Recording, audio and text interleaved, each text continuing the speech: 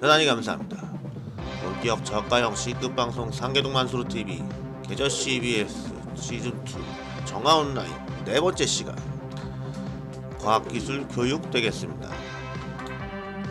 지난 시간에 녹색 3종 세트 중에 산업통상에 대해서 했었죠.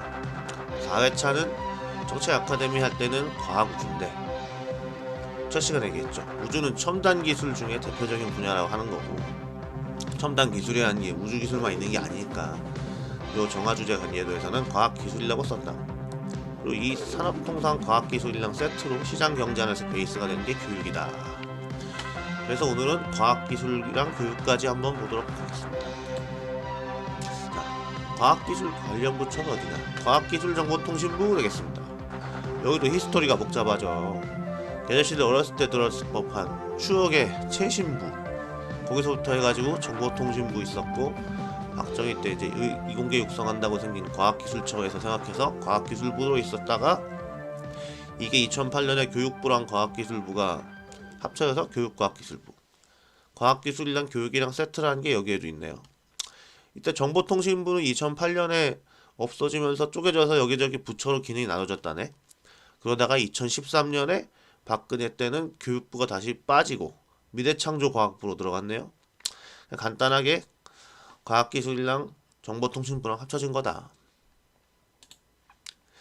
이번 밑에 있는 산하기관들 한번 볼까요? 옛날 최신부부터 뿌리가 있으니까 우체국이 여기 있겠죠. 우정사업본부. 나머지는 뭐 기관들이 있게 돼요. 과학기술자 들어간 거 엄청 많네요. 보다 보니까 세계김치연구소 이런 것도 있어요. 홈페이지도 있고. 정책 아카데미 하면서 정부 부처 홈페이지들을 이렇게 한 번씩 들어가 보시게 될 텐데 그 밑에 산하 기관들도 홈페이지들이 다 있어요. 재밌는 것들 많습니다. 각자 뭐 하는 애들인지 한 번씩들 봐주시고 얘네가 왜 있는지 진짜 필요한지 내가 대통령이면 얘네들을 어떻게 관리해야 될지 통폐합하면 어떻게 할까 분리해서 키워야 될 만한 애들은 없나 뭐 이런 식으로 한 번씩 생각해 보시면 좋습니다. 자, 교육 관련 부처는 당연히 교육부겠죠. 아까 과학기술 히스토리에도 교육부가 걸쳐 있었는데 여기는 뭐 히스토리가 더 많죠. 아예 홈페이지에다가 자기네가 어떻게 바뀌었는지를 설명한 영역이 따로 있어요. 추억의 이름 문교부. 여기서 이제 교육부가 따로 나온 거죠. 이렇게. 근데 문교부에서 교육부 되기 전에 문화체육 이런 쪽으로 문화공보부, 체육부 이런 쪽으로 기능이 따로 나온 게 보이죠. 교육은 문화 쪽이랑도 이렇게 관계가 깊은 거예요. 실제 정책 아카데미에서는 5회차에 교육이랑 문화 부분이 같은 주차로 또 엮여 있죠. 과학기술이랑 교육도 세트긴 하지만 교육이랑 문화 이쪽도 같이 엮여 있고 아무튼 교육이 중요한 겁니다. 특히나 뭐 대한민국에서 뭐 말할 것도 없고 교육부 장관은 또 한 레벨 높아요. 부총리잖아요. 과학기술 교육하면 바로 나오는 키워드 과학자 선생님, 고전적인 장래희망의 대명사. 특히 과학자, 계절시들 추억의 장래희망이죠. 옛날에는 이게 1위인적이었던 시절이 있었죠. 사실 뭐 요새는 과학자가 장래희망에서 멀어져가지고 뭐 대한민국의 위기다 이런 소리 하는 기사를 본 지도 꽤 오래된 것 같아요. 사실 옛날 초딩들이 요즘 초딩들이랑 다르게 뭐 특별히 과학을 사랑했겠어요? 애들이 뭘 알아? 이때는 요런 로봇 만화가 거의 애들 정신세계를 지배했다고 뭐 이런 거 말고 볼 것도 별로 없고 거기서 짱이 누구예요? 로봇이죠. 근데 장래희망 써내라고 하는데 태권브이 있으면 어떻게 되겠어요? 그 시대에는 선생님한테 한 대 맞았겠죠. 그래서 로봇 만들고 출동시키고 하는 사람들이 과학자니까 대충 그런 식이 아니었을까 봐요. 거품이 있는 거지. 물론 뭐 나라에서도 강력하게 드라이브 하고 사회적 분위기도 있고 그런 거 있겠지만 뭐 초딩들이 그런 걸 아나. 요새 초딩들 조사하면 뭐 프로게이머, 유튜버 같은 게 높은 순위 있는 거나 마찬가지죠. 뭐 장래희망 선생님은 뭐 예나 지금이나 높을 거예요. 사실 뭐 얘들이 맨날 보는 게 선생님이니까 그런 것도 있겠지만 장래희망을 물어보는 사람이 선생님일 거 아니에요. 그럼 뭐 장래희망 딱히 생각 안 나면 선생님이라고 대답을 해줘야 안 맞고 무난하게 넘어가겠죠. 뭐 이건 거품이라기보다는 뭐 초딩들의 전략적 사고라고 봐줘야겠어. 아니 뭐 다른 애들이 다 그렇게 하니까 나도 하는 요즘 선거철에 자주 들을 수 있는 거 밴드웨건 효과 같은 걸로 봐도 되고 마침 선거철이라서 걔들이 한번 쳐봤어요. 요새 애들 장래희망이 건물주 이런 것도 있다는데 이런 건 좀 아니긴 하죠. 이런 세상이 안 되게 하려고 이순신 프로젝트 하는 거예요. 또 애들 장래희망 변화 같은 거 가지고 대한민국 과학기술의 미래를 걱정할 건 없다. 과학 한국의 미래는 정책 아카데미에서 걱정하셔라. 안수로도 학생 때까지는 과학기술계에 몸담았었다고 볼 수가 있는데 이제 뭐 과학기술 중에 술만 남았죠. 뭐 기도 있긴 있네. 정책 아카데미 8기. 예? 대한민국 과학기술이 대충 어떻게 왔느냐. 60년대부터 정부 주도로 산업화니 뭐니 하려고 하니까 이런 거 저런 거 만들고 원조도 받고 해가지고 70년대 이제 본격적으로 과학한국 밝은 미래를 위해서 달리기 시작하는 거죠. 요 한국과학원 이게 지금 카이스트의 전신 같은 거죠. 카이스트랑 요 위에 키스트랑 헷갈리는 분들이 있는데 두 개는 다른 거랍니다. 80년대 군사정권 때 요거랑 합친해 만해 하면서 삽질 좀 했다는데 아무튼 뭐 지금 다른 거다. 80년대는 뭐 대충 이렇고 이때 남북 세종기지도 만들었네요. 계제시대 어렸을 때 교과서에서도 봤죠. 이 세종기지가 어디에 있죠? 절대 잊을 수 없는 그 이름 킹조지섬. 이런 것만 생각나. 90년대에도 추억의 이름 하나 있네요. 우리별이로. 사진은 이거지만 이거 우리가 쏜 게 아니고 요게 태워서 내보내서 도는 거죠. 이 뒤로도 이제 나가서 도는 거 위성들을 좀 만들었는데 쏘는 건 좀 한참 삽질하다가 2013년인가 나로호 한 방 성공했죠. 아직 쏘는 걸 잘 못하죠. 이게 어려워요. 돈도 많이 들고. 그리고 2000년대는 보면은 577 정책 이런 게 있네요. 왠지 이명박 냄새가 나죠. 실제로 이명박 때 한 거예요. 747로만 구라를 돌린 줄 알았더니 과학기술 또 577이라고 따로 구라를 풀었어요. 마침 지금 4월인데 4월이 과학의 달이에요. 과학은 나라에서 좀 밀어준 거죠. 요새는 좀 덜하지만 4월은 과학의 달, 5월은 가정의 달, 6월은 호국보훈의 달 이런 식으로 쭉 있었잖아요. 옛날에 막 이런 거 현수막도 걸리고 그랬는데 특히 4월 21일에는 과학의 날이라고 행사하고 대통령도 가서 연설하고 막 그랬죠. 계절씨들 학교 다닐 때 과학상자니 고무동력기니 라디오 조립이니 이런 거 하라고 했던 때가 있을 거예요. 있는 집 애들은 과학상자 이런 거 좀 해주고 없는 놈들은 고무동력기 날리고 뭐 그런 거. 그게 다 과학의 달 이런 거 기념해서 행사하고 그런 거라네요. 과학이 입국한다고 나라에서 드라이브를 걸었던 흔적이 이런 데 있는 거죠. 과학기술 쪽으로 인력을 공급하려면 애들이 어릴 때 이런 걸 좀 접해보게 해줘야 되니까 그랬겠죠? 과학기술이랑 교육이 또 이런 데서도 엮여 있네요. 요새 초딩들도 학교에서 대회 하는지 모르겠는데 찾아보니까 아직 물건은 있기는 하네 보네. 추억의 아카데미 과학 아직도 있네요. 아무튼 대한민국의 과학기술 연구개발 이쪽에 돈 들이는 게 GDP 대비 비중으로 보나 정부 예산으로 보나 규모는 작은 게 아니에요. 근데 뭐 그냥 자세히 생각 안 해도 대한민국 과학기술이 미국이나 일본, 중국에 비해서 잘 나가고 있냐를 생각해보면 그거 약간 아닌 것 같죠. 왠지 밀어넣는 돈에 비해서 나오는 성과는 좀 아닌 것 같단 말이에요. 꼭 뭐 노벨상 이런 거 아니라도 이런 재정을 어떻게 어디에 제대로 쓰는지가 국가 경영인데 말이에요. 여태까지 떠든 건 그냥 다 잊어버리셔도 되고 요 페이지에 나오는 것만 머릿속에 쟁여놓으시면 좋습니다. 정책 아카데미 소장님이 알려주시는 것 중에서 이제 겉핥기로 얘기를 해보면 이 과학기술이 이런 식으로 나눠져요. 기초과학, 원천기술, 상용기술 이렇게.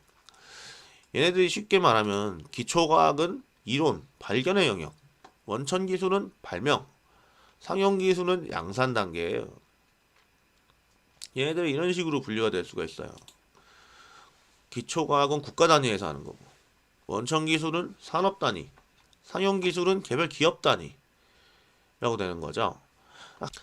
그냥 간단하게 핸드폰 보면 기본 전자공학, 통신공학 기술 같은 게 있는 거고 CDMA니 4G니 5G니 하는 뭐 표준이나 반도체 디스플레이 관련된 특허 이런 거가 원천 기술인 거고 스마트폰 자체나 뭐 통신 장비, 통신망 같은 거 이런 거가 기업 단위에서 있는 상용 기술이겠죠. 그래서 이런 걸 누가 하나? 기초과학은 주로 국가 단위에서 교육에서 이루어지는 거죠. 대학. 그리고 원천 기술은 국책이나 민간 연구소. 상용 기술은 민간 기업이죠. 물론 이렇게 딱 두부 자르듯이 되는 건 아니에요. 대체로 이렇다는 거지. 여기에 하나 추가할 만한 게 벤처죠. 벤처도 원천 기술 벤처 이쪽 벤처가 있고 이건 기술 벤처. 상용 기술 쪽 벤처로 나눌 수가 있어요. 사업적 벤처죠. 그래서 이렇게 기초과학이라는 거는 국가 경쟁력이 나오는 거고 원천 기술 이쪽에서 산업 경쟁력이 나오는 거죠. 원천 기술 하나 제대로 먹으면 그냥 산업이 하나 생기고 뭐 그런 거니까. 아까 핸드폰 얘기했지만 뭐 우리나라 반도체나 통신 같은 거 생각해보면 대충 그렇게 되는 거죠. 뭐 상용 기술이 기업 경쟁력인 건 당연한 거고. 뭐가 됐든 이런 영역들을 나라에서 관리를 할 적에 시장 수요, 글로벌 경쟁 환경에 경쟁 시장 환경에 맞춰서 해줘야 된다. 이게 중요하겠죠. 그래야 글로벌 경쟁력이 있는 기업이 나오고 산업이 생기고 거기서 양질의 일자리가 나오는 거니까. 그래서 이렇게 영역별로 관리를 하려고 할 때 이런 식으로 해줘야겠죠. 국가 경영을 인력은 어떻게 하고 인프라는 어떻게 해주고 산학 연계를 어떻게 하고 자금은 어떻게 되고 산업화를 어떻게 하고 등등등 뭐 이렇게 이걸 영역별로 잘 나눠서 대책을 세우고 돈을 써야 될 곳에 제대로 쓰고 해야 된다는 거죠. 안 써야 될 때 돈 쓰지 말고. 근데 뭐 과학기술 정책 한답시고 뭐 한국의 스티브 잡스를 만드네 어쩌나 이러면서 기초과학 영역 쪽에 있는 이런 대학에다가 학생들 벤처 만들라는 핑계로 돈 쓰고 또 어디 건수만 잡히면 뭐 벨리들 만든다고 부동산 개발이나 하고 이런 식으로 하면 안 된다는 거죠. 돈이 들어가도 효과가 없다. 그래서 이렇게 정책 구조를 잘 설계를 해야 된다. 이런 걸 정책 아카데미에서 배우는 거예요. 이건 뭐 워낙 방대한 영역이니까 여기서 설명할 수는 없고 오셔서 배우셔야 된다. 이 중에 인력, 이쪽이 오늘 같이 볼 교육 분야랑 관련이 있는 쪽이 되겠죠. 또 뭐 과학기술이라는 게 발전 단계가 있고 전체 정치, 경제, 사회의 변화랑 관련해서도 엄청 관계가 있어요. 소장님이 이제 이런 거가 어떻게 엮여서 어떤 식으로 오고 뭐 어떻게 됐는지 쭉 알려주시는 게 있습니다. 뭐 듣다 보면 빠져드는 희한한 그런 게 있는데 이런 건 전체 아카데미에 오셔서 들으시면 됩니다. 이제 교육 보겠습니다. 대한민국 교육하면 뭐 문제가 한두 개가 아니죠. 뭐 이런 거 다 문제라고 하잖아요. 사실 정책 아카데미 시작하면 생판 모르는 사람들 모였을 테니까 좀 쭈뼛쭈뼛 할 거잖아요. 그러다가 이 교육 쪽에 오면은 다들 한두 마디씩 하게 됩니다. 뭐 분위기 좀 익숙해져서 그런 걸 수도 있긴 하지만 그만큼 대한민국에서는 이 교육 이쪽에 대해서는 다들 겪어봤고 문제를 직접 느끼기 때문에 다들 할 말들이 많다고 봐야죠. 정부마다 교육개혁 한다고 한 지도 벌써 수십 년이에요. 대한민국 교육 딱 생각하면 무슨 생각이 들어요? 난 그냥 답이 없다라는 생각밖에 안 들어요. 아무튼 보시죠. 이런 걸 보통 이런 걸 학제라고 하죠. 어떻게 구성되어 있나? 몇 살에 어느 학교 가고 몇 년씩 있고 뭐 일반적인 코스야 뻔한 거 뭐 다 아시는 거고. 계열시들 어렸을 때까지는 국민학교까지 의무교육이라고 배우는데 요새는 중학교까지 의무교육이죠. 뭐 고등학교까지 확대하네 많이 하는 소리를 있었던 것 같은데 아직은 아닌 것 같고. 요런 국민학교라는 것도 있다네요.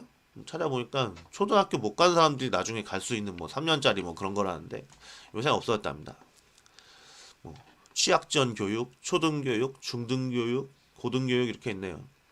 여기서 계절시들이 헷갈리기 쉬운 게 고등학교는 중등교육에 속한다는 거. 왜 이렇게 헷갈리게 해놨는지 모르겠어요 이름을.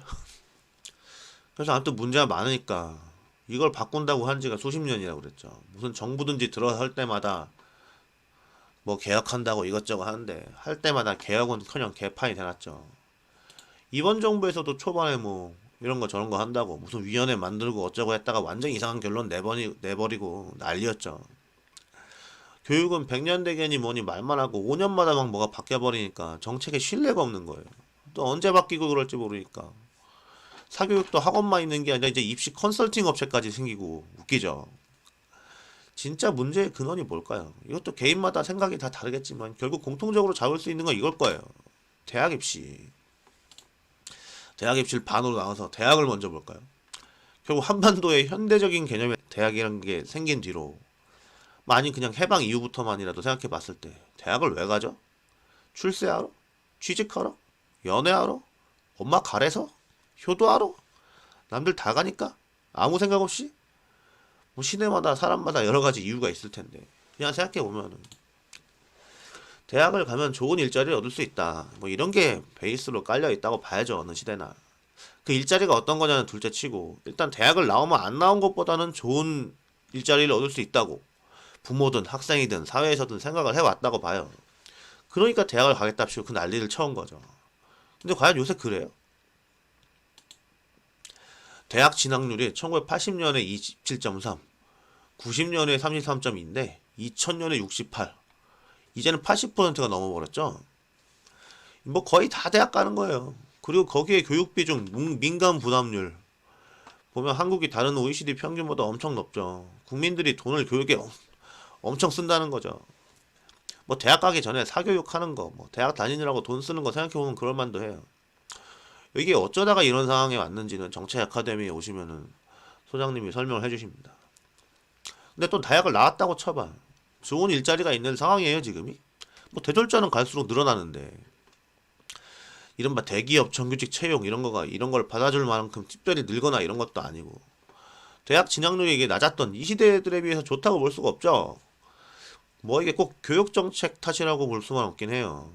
경제 상황이나 이런 것도 다 엮여 있으니까. 어쨌든 대학 다니느라고 돈 쓰고 학자금 대출까지 받기도 하고 뭐 알바도 하고 시간은 시간대로 쓰고 그렇다고 딱히 취업하기 좋은 것도 아니고 교육의 비용 대비 효율이 떨어지는 상황이라고 봐야겠죠. 나 같으면 차라리 애들 학교 다닐 때 쓰는 그 사교육비랑 대학 등록금으로 쓸 돈을 모아가지고 애들한테 그냥 현찰로 줘버리겠어. 대학 가지 말고 차라리 젊을 때 한번 사업 같은 거라도 해보라고. 사실 지식 같은 거야 옛날에는 대학에 안 가면 못 배우는 게 있었지만 요새는 뭐 인터넷에 널려 있는 거고. 물론 애기 엄마들한테 이런 소리 하면 씨알도 안 먹히겠죠. 아무튼 현재 상황이 이렇다. 뭐 대학 자체는 효율이 떨어져 있는 상황인데 그래도 어떤 이유로는 대학을 안 갈 수 없는 상황이라고 치면 어떻게 가느냐. 이 입시와 관련된 문제. 이건 뭐 효율이나 단순한 문제 수준을 넘었죠. 거의 대한민국 만학의 근원이 되고 있다고 볼 수가 있죠. 이게 입시 제도가 어떻게 생겨먹었든 간에 세상 자체가 학벌 사회가 되고 실력보다는 간판으로 먹고 사는 상황이 되면 될수록 이게 문제가 심해지는 거예요. 사회에서 평가받는 학력이 이 힘력 배우고 공부하는 힘이어야 되는데 역사자 역자 이걸로 평가받는 상황인 거죠. 물론 이것도 입시 제도만 바꾼다고 되는 문제가 아니죠. 다 엮여 있으니까. 만수르가 여기서 혼자 떠들어가지고 감당할 주제는 아니에요. 말을 시작하면 끝이 없죠, 이런 거는. 이건 팟캐스트에서 더 자세히 얘기하는 걸로 하고 일단 마치겠습니다. 팟캐스트 시정자 빼. 팟빵에서 검색해서 많이 들어주세요. 구독도 하시고. 이제 총선이 끝났습니다. 결과가 아주 화끈하게 나왔죠. 지금 상황이야 누가 몇 선 먹든지 크게 상관없어요. 다 바꿀 거니까. 어차피 우리한테 중요한 건 200석이죠. 이제 열심히 달려야 됩니다. 김혜수씨, 박정아씨를 잊지 마시고 다음번 총선에서는 시민주도 정치 물갈이가 되기를 기대하면서 마치겠습니다. 대단히 감사합니다.